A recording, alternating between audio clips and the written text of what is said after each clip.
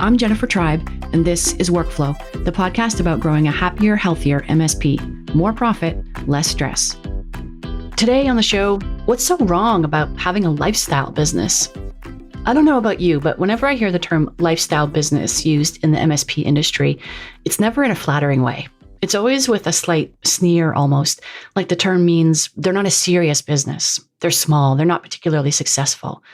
So today we're going to unpack that term, look at how the MSP industry typically defines success and how you might define it. Ultimately, what I hope this episode will do is get you thinking about what success means for you and what you want for your business. Because nothing will make you unhappier in your work than striving for goals only because they're the bar you've been told you need to reach, or feeling like you're a failure because you're not hitting those goals when they weren't even really your goals in the first place. My guest in this conversation is Andrew Moon, who knows this territory very well. Andrew owned an MSP for 10 years, sold it in 2014.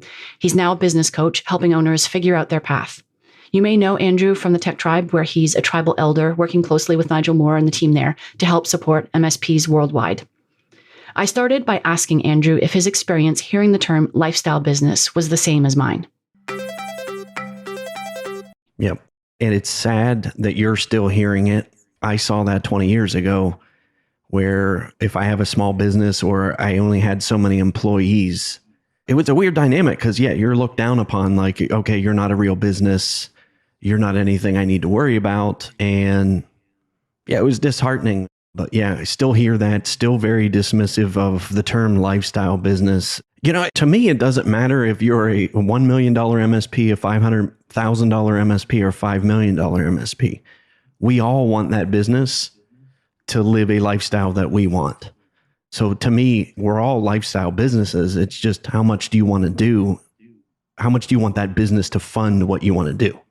We're creating those businesses so that we can have the freedom. That's why we all create as entrepreneurs. We want that freedom to dictate when we do things, with who we do things, and where we spend our time.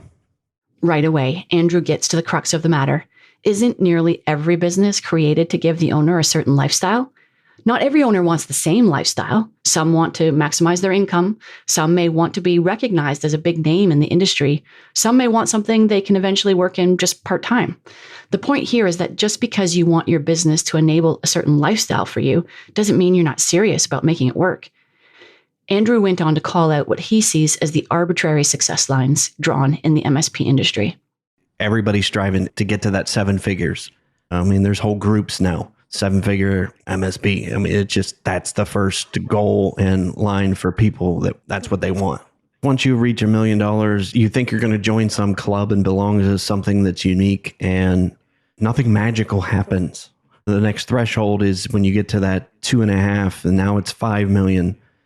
Like at that point, you have something to be able to sell and possibly retire on. But the question you need to ask yourself, do you have it in you once you hit that $1 million to get to 5? Those are kind of the two thresholds initially for MSPs, is the $1 million, and then how do I get from $1 million to 5?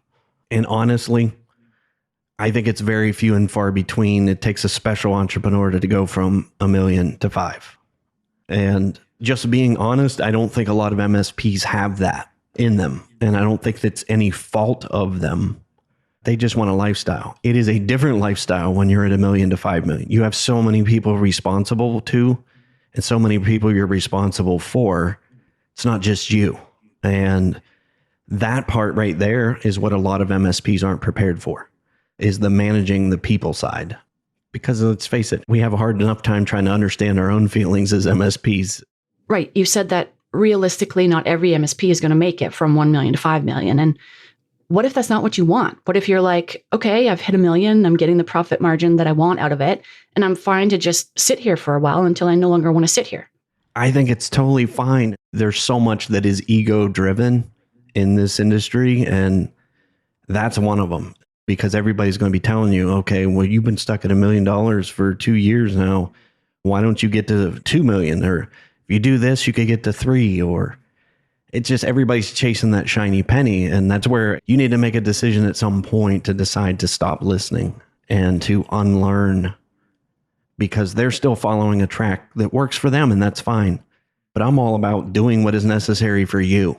And doing what is necessary for you is different than me. It's different from someone else. And that's okay. That is perfectly okay.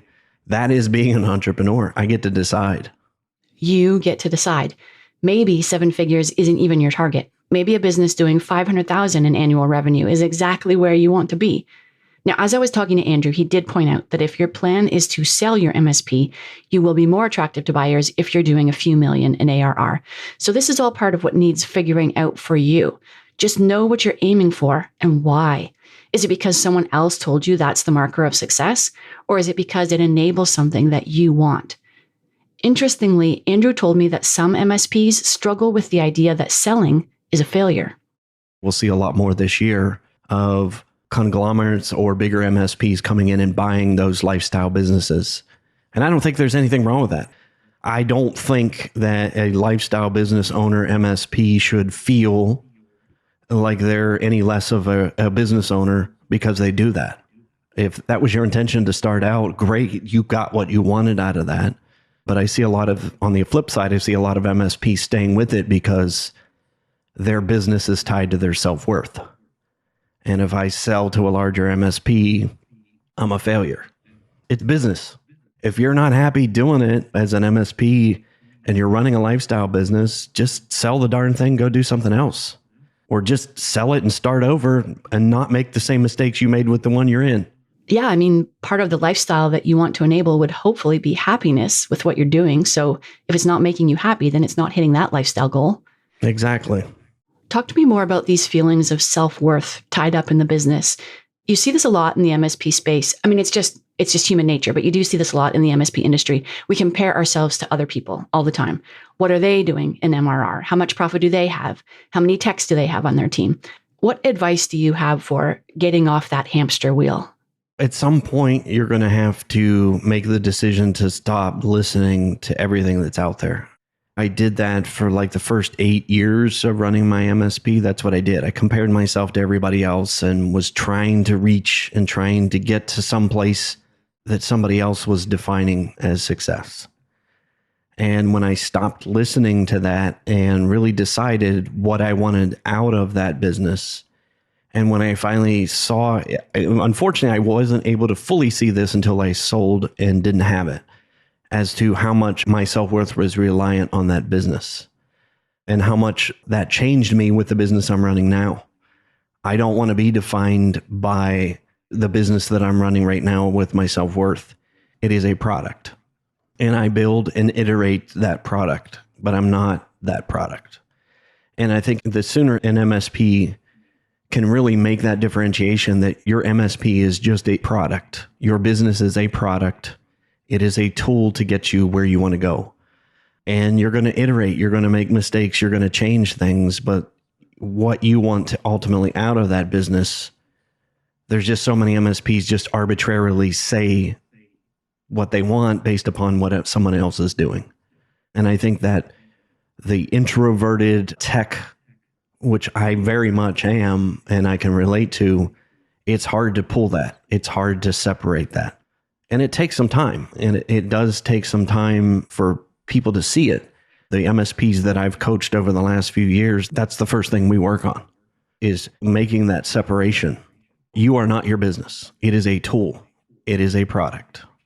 What are some of the things that you do with people to help them make that separation? There's a bunch of ways to tackle that. For me, the theme of this year for me is calm. And doing coaching over the last couple of years, especially COVID, and now as we go post-COVID, I've built a framework, a 9-step framework that I run not just MSPs, other business owners through.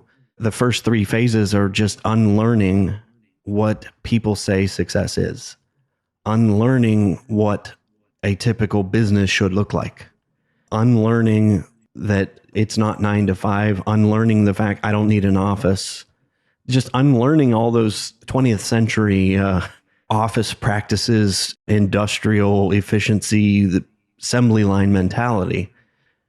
Like, it is totally different. The first thing I teach them to do is how to run your day.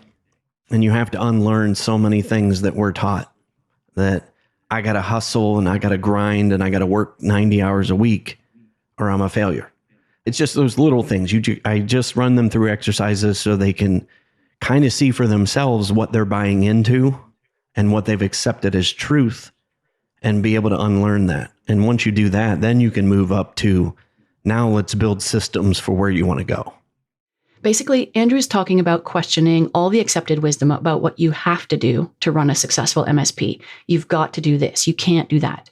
And while you're questioning how you might get to a successful business, you also need to examine what that successful business looks like. We talked about this just a little bit earlier. It's like if you were building a house and getting advice from everyone else building a house on what tools you can and shouldn't use, what materials are appropriate, how many people should be on your crew. But you also need to define what kind of house you want to build. Some people will tell you a mansion is the only house worth building if you want to be successful. But guess what? You're the homeowner. You're the one who's going to live in the house. It can be whatever house you want it to be. This time of year is where it gets really, when you sit in peer groups of other MSPs and you sit there and make your goals, it is so arbitrary. You're just throwing something against the wall because that's what everybody else is doing. You need to sit down and figure out this time of year, what do I want this time next year? What do I want? And if what I want is to have a business where I make $60,000, $70,000 a year, but I can check out and go camping with my family 2 or 3 times a year and take a couple months off, that's fine. Don't let anybody tell you that you can't do that. For me, it's about setting up systems. I'm very much analytical nerd that way. I think in systems better than I do goals now. I stopped doing the whole goal setting thing last year. I went a whole year with no goals. I set up systems that allow me to do things in my business that I want to be able to do. I was able to take off literally half the year, bought a new house, a 100-year-old house, spent time renovating it. I was happy that I had the time to help my son through some mental health issues, but I had built the systems in place to allow me to do that. And I'm fine with that. The weird dynamic is I made just as much money last year as I did the year before. I literally did not work on my business for half a year. And if that's what you want for your business, don't let anybody tell you that you can't do that. It's harder to do with an MSP. I will say that. I have run multiple different types of businesses in different industries, not just tech related. Being an MSP was the most complicated business that I've run to date.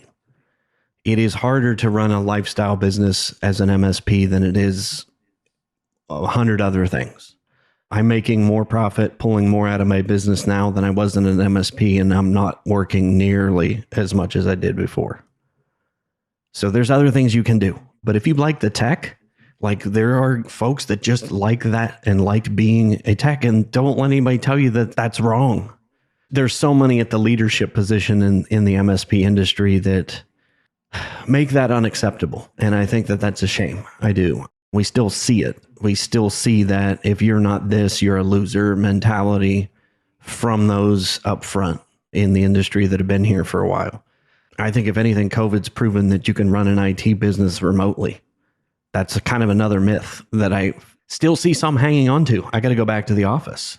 I was running 100% virtual MSP 10 years ago. And people told me I was stupid and you can't do that. And I'm like, I'm doing it. That's what I want to do. I don't want to sit in an office and babysit. I don't want an employee to have to sit. If he's not working on tickets and there's no tickets, I don't want him to feel like he's got to go do something. That's the lifestyle that I wanted for the people working for me. And I stopped listening to everybody else who told me I had to have an office and have this corral of people and shove them in there and watch them all day and make sure that they're being efficient. They're being efficient, getting the job done. And that is from my clients that are telling me that. I don't care what another MSP says. If my clients are happy and they continue to write me big checks, I don't care how you run your business. This is how I'm going to run mine. And I think there needs to be more of that. I do. I just think a lot of MSPs that want that, they want the tech, they want to have the freedom. Don't let me or anybody else tell you can't do it. There are some pieces of advice, like best practices, that really are going to help your business, right? So people have tried other ways and learned the hard way that some things don't really work. And so there is a way that is easier or more cost effective or whatever, and they can shortcut that for you. How do we distinguish between those helpful pieces of advice and the ones where we might want to question it or say, no thanks, I'm going to do this my way? For me, I stopped taking advice from people that have never sat in my shoes. Somebody who's never sold an MSP contract has no idea what it's like to sell an MSP contract. I kind of look at the source now, and I think there are some that are still selling practices from 2008, 2009, 2010. They're still selling marketing from that era. That doesn't work. It doesn't work now. It is a completely different dynamic, especially for a nimble MSP. What they have the ability to do that a $5 million MSP might not be able to do can make them a lot of money with their personal brand and how they're able to educate. And I think that's where the separation that I would like to see in that smaller space is people who take that personal brand and educate people and use their unique skills and personalities. And there are some super unique stories in the MSP space, folks running businesses, and it's hard to get them to tell those stories. But those stories will build that know, like, and trust that you need to close business much better than somebody who's still selling you campaigns from late 2000s. I've been around Nigel's almost since he started the Tech Tribe, but that's what he and I kind of very much tuned in on, is the fact he and I have made tons of mistakes. Like I've made all the mistakes. I've burned through 6 figures plus in marketing and gurus and courses, and here's all the mistakes that I made. Here's what I learned.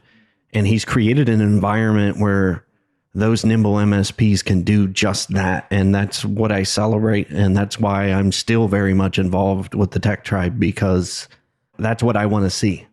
I want to see 1,000 MSPs running a business the way that they want, not how somebody else that's never sold an IT service package in their life telling me how I should sell it. And that's what I see is very much the community aspect of building those nimble MSPs. And that's really where I've seen that much different than a lot of other peer groups and kind of forums and communities that I'm still part of. That's where I've seen the difference in that community. It is a very supportive community, much different than, say, some of the Facebook groups that I still belong to, where it's very much somebody has a differing opinion and they just get shredded. I don't want to be a part of that. I very much stay off of a lot of the Facebook groups because of that. It's just people spewing their garbage on somebody else. That's why I like the Tech Tribe, because he doesn't allow it, and he allows a community to thrive where you can have discussion, you can have differing opinions, but still do it in a respectful way where you can run your business and continue to thrive as an entrepreneur. In a nutshell, here's Andrew's advice. Build a business that you want. I would say 99% of the folks in the MSP space are very much techs at heart because we love the technology. We want to help people. Don't let anybody dictate to you what that business looks like to allow you to do that for you. If you want to lead a lifestyle business, do it. Don't feel like you've got to be $500,000, $1 million. Just figure out what's right for you. Just kind of turn everything off now and figure out what you want and go do it.